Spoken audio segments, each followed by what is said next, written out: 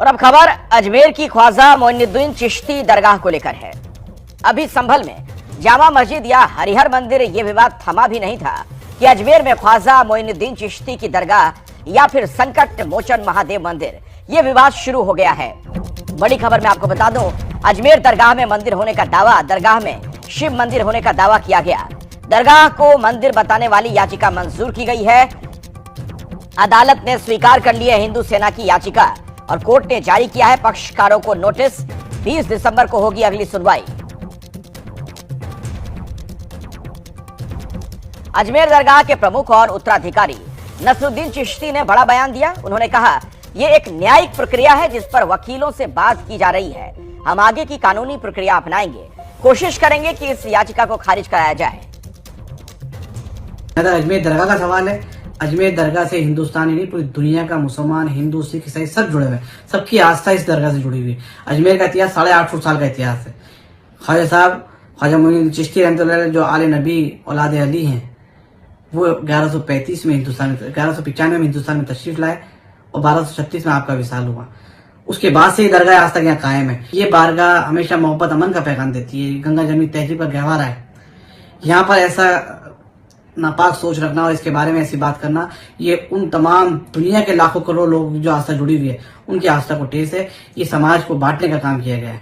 ये देश को तोड़ने का काम किया जा रहा है। हमें इसे पार्टी नहीं बनाया गया है, लेकिन फिर भी ये हमारे बुजुर्गों की दरगाह से जुड़ा हुआ मामला है।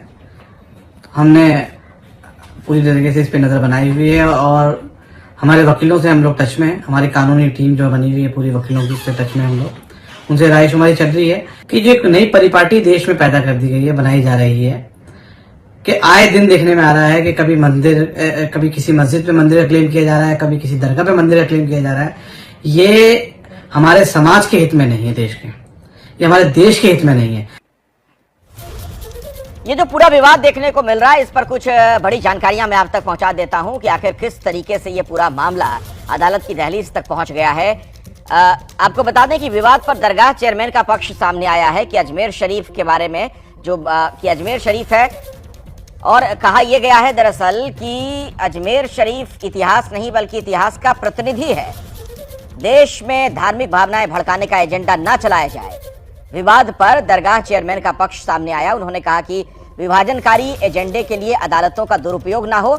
हम माननीय सुप्रीम कोर्ट और प्रधानमंत्री से अनुरोध करते हैं, नफरत फैलाने वालों के खिलाफ कार्रवाई की जाए। हम न्याय और एकता को अपनाए रखने की अपील करते हैं। ख्वाजा गरीब नवाज की शांति और करुणामयी विरासत का सम्मान करें, यह अपील भी की गई है। चिश्ती फाउंडेशन के जो चेयरमैन हैं, उनका विवाद इस पर सामने आया, उनका जो बयान है वो सामने आया है। अजमेर दरगाह में शिव मंदिर के दावे पर भड़के ओवैसी। उन्होंने कहा कि कानून, संविधान की धज्जियां उड़ाई जा रही हैं। वर्शिप एक्ट का क्यों उल्लंघन हो रहा है? असदुद्दीन ओवैसी ने यह सवाल पूछा।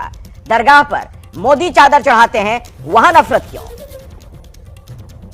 800 साल से दरगाह है ख्वाजा अजमेरी की। नेहरू से लेकर जितने प्रधानमंत्री बने वो वहां पर चादर भिजाते हैं। आप बताइए क्या करना चाह रहे हैं लोग? आखिर क्यों इतनी नफरत पैदा कर दिए बीजेपी आरएसएस वाले मस्जिद दरगाहों के ताल्लुक से? प्रधानमंत्री नरेंद्र मोदी खुद चादर भिजाते हैं। अब बताइए उस पर क्या बोलेंगे वो? हमने देख लिया संभल में 5 लोगों ने अपनी जान गंवा दी। इतना बड़ा गड़बड़ हो गई, वहां पर वायलेंस हो गया। तो ये तो देश के हित में नहीं है।